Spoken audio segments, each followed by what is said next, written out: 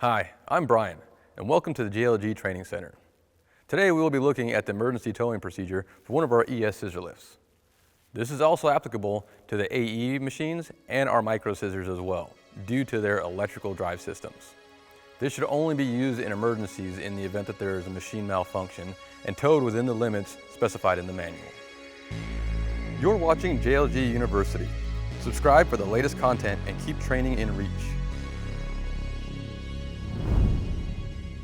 The first thing to remember is the machine has no towing brakes, so the towing vehicle must be able to control the machine at all times. Before you release the brakes, chock the wheels or secure the machine with the tow vehicle. Pull the emergency stop switch and position the key switch to the ground mode. Next, locate the push button electric brake release above the left rear wheel. You're going to press and hold that for at least 1 second. You're going to start hearing that beeping. It is now ready for towing.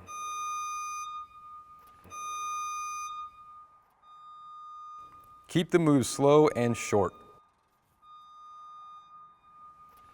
Then to re-engage the brakes, come down here, click it, beeping is off. It is now ready for normal operation.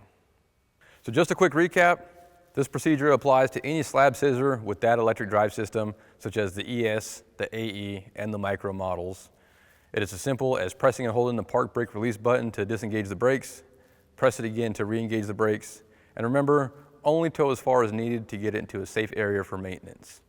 Thank you for watching JLG University. Subscribe, and I'll see you in the next video.